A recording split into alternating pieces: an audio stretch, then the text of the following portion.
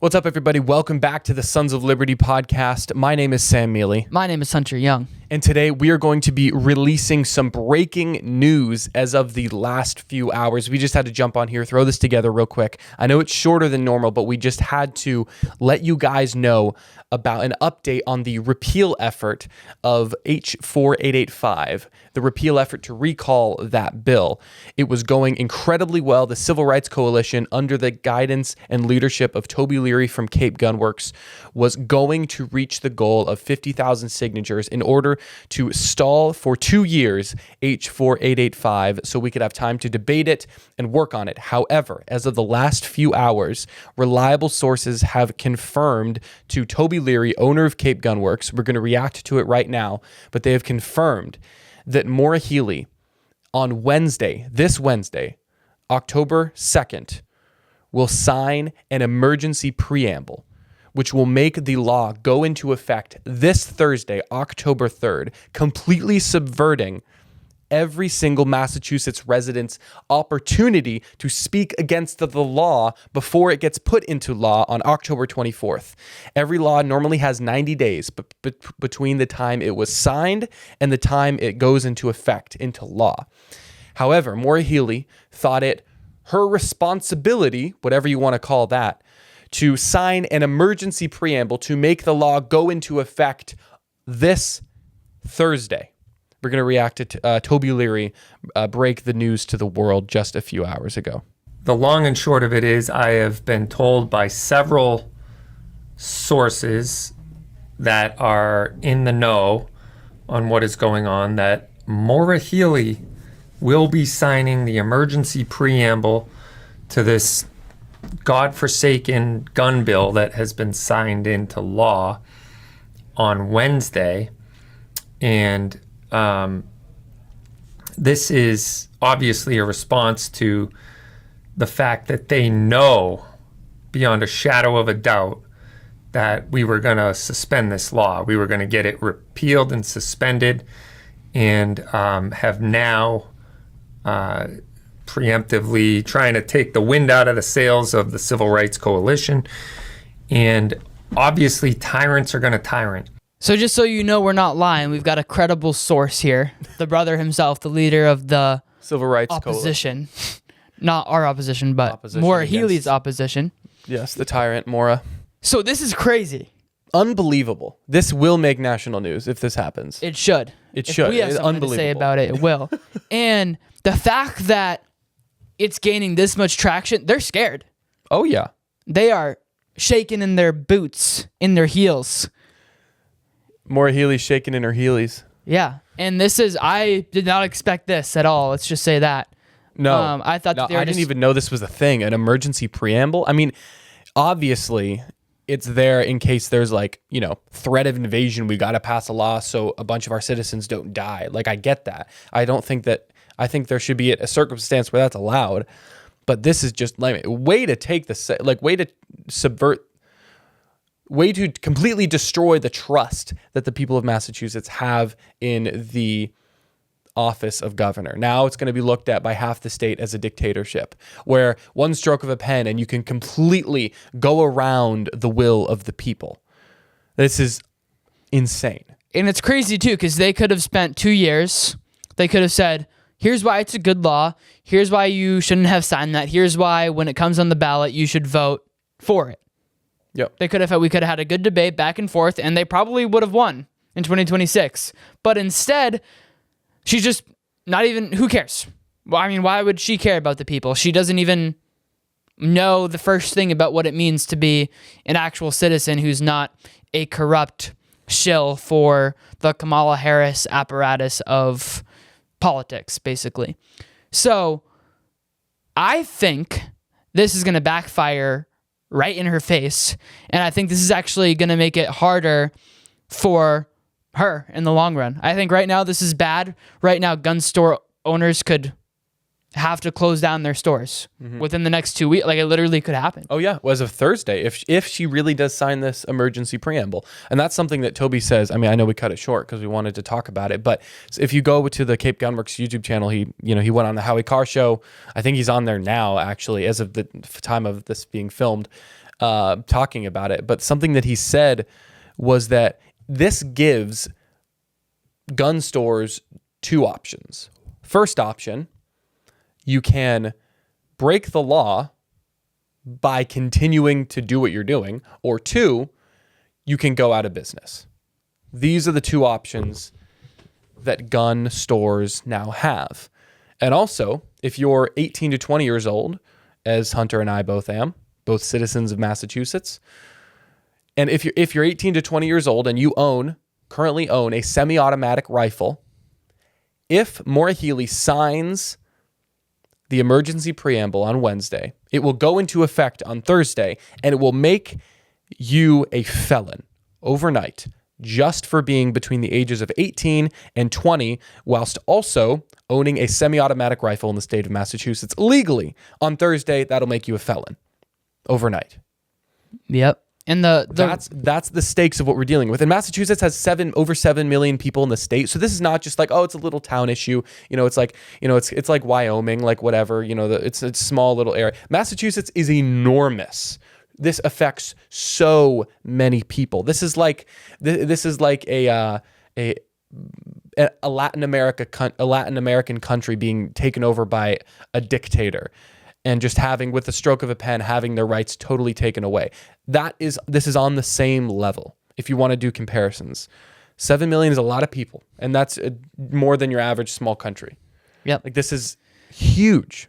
Yeah. And the fact that she doesn't even have the patience to wait 2 years for them to get it on the ballot and get it voted in is like, just shows they're in deep. They're going for it in the state of Massachusetts. Yeah.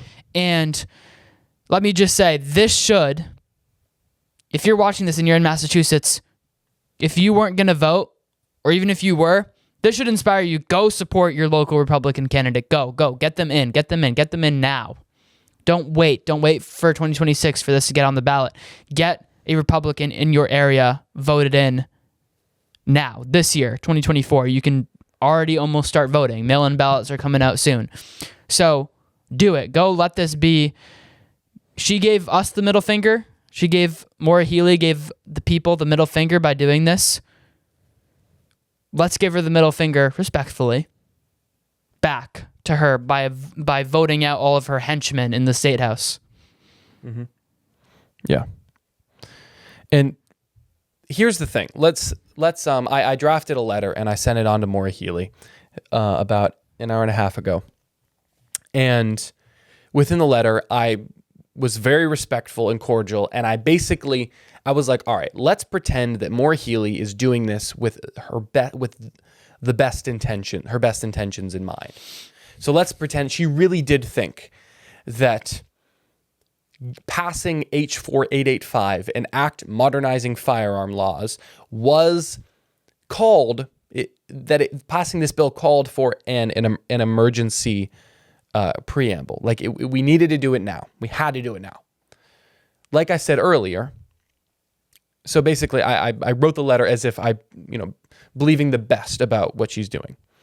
So I basically said that if you are going to, the reason as a governor you have this ability is in case of, maybe a natural disaster or a threat of war or invasion or serious credible domestic violence. I don't know a terrorist attack, like imminent death is going to be upon your citizens unless you sign this law. Yes, that is why you as the governor, we've entrusted you with the authority that gives your signature a lot of power. But Maura Healey, you have abused this power. You will abuse this power if you indeed sign this emergency preamble. And it ruins our trust in the governorship. Like I said earlier, it also ruins our trust in the ability to, it ruins our trust in this provision that we have entrusted to you as governor. Who knows that you're making half the state opposed to the idea of having emergency preambles, which might really hurt us in the future. If we have to do something quickly but we can't, that might really be very detrimental to us as a state in the future in terms of protecting us. But also, let's get back to I think the main point. If we're taking her if she really, if we're believing the best about what she said, is H.4885 an act modernizing firearm laws?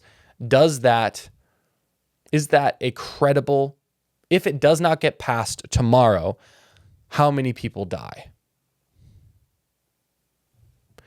According to statistics, 0. Right. There are no statistics that says that modernizing the definitions of firearms terms and procedures, as well as adding restrictions on how legal law-abiding citizens can access firearms, and also how legal gun dealers can distribute firearms, which is what those 3 things, that's what this bill is about. If you cannot prove that without having those 3 things, a bunch of people are going to die tomorrow, there is 0 reason why you should sign an emergency preamble. 0 reason. You can't even give us 90 days? Really? Like, there are no statistics that say if you pass these things, illegal gun deaths are going to go down in Massachusetts. There are no statistics that suggest that if we add these things, they're going to go down in Massachusetts. And there's also no correlation between illegal gun deaths in Massachusetts and gun control in the first place. So why are we...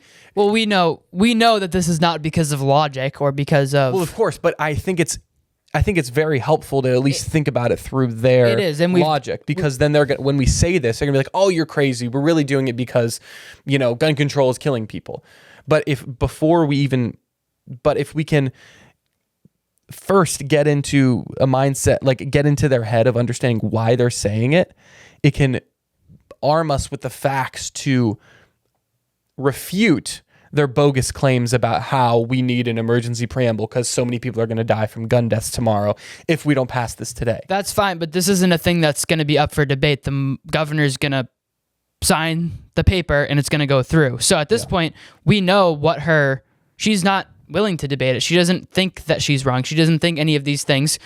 She's a tyrant who's about control. So fair, we can give them credit, and even under their best intentions, they're still wrong if they were operating under their best intentions. True. But they're Very not. true. Because if you were, you wouldn't have done this. You wouldn't have subverted the will of the people, but they did. So they're playing their hand and they're showing us who they really are. If they were doing this with their best intentions, their best intentions in mind, with the people in mind, they would have signed it tonight. Like, if people were really dying and they thought people were really dying, why wait till Wednesday? Why not do it now? If they thought people were really dying, she signed it into law July 23rd. She would have made it in effect July 23rd. She had the chance to do it before. The only reason why she's doing it now is because the people pushed back. So I don't buy that. Because if she really believed that it was an emergency, she would have drafted the law. They would have had all these things in place before instead of not actually even knowing what was in the bill. And she would have, July 23rd, when she signed it into law, made it an emergency preamble then. Yeah. The only thing that changed was the people that she represents admitted the other, I'll take 50,000 people's opinion over one. Or 300 in the state house or whatever it is.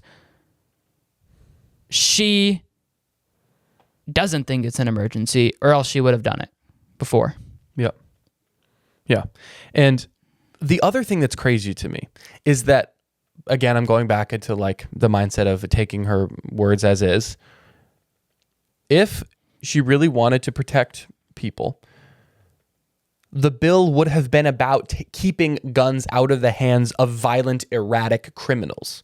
But no, the bill has nothing to do with keeping the guns out of the hands of violent criminals. It has everything to do with restricting law-abiding citizens' access to obtaining firearms and law-abiding gun dealers' ability to distribute said firearms. That's all it does. And it also modernizes definitions. I didn't know that modernizing definitions was cause for World War III and, us having to sign an emergency preamble and subvert the will of the people. I didn't realize that. My bad. I didn't realize the definition of a firearm called for emergency action. You can wait 90 days? How greedy are you people? Right. Like, oh my God. Like, you freaking, you took away our rights. You're dehumanizing your own people, your own constituents. Like, let us down slowly. Give us 90 days, brother. I know all those My God. all those 18 to 20-year-olds with their FID cards and their semi-automatic shotguns. They're wreaking havoc in the streets of Boston, in the streets of Worcester, or whatever. That's who's committing the crimes for sure. Totally.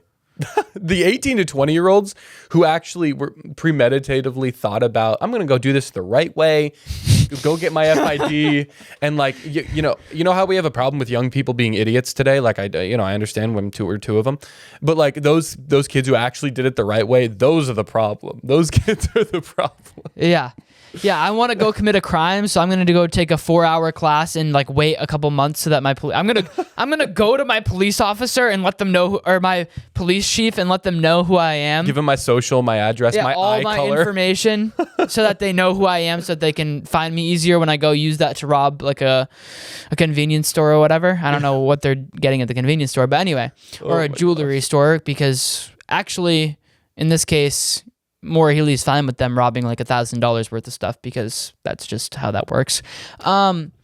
Anyway, how'd we get there? Anyway, like Sam said, there's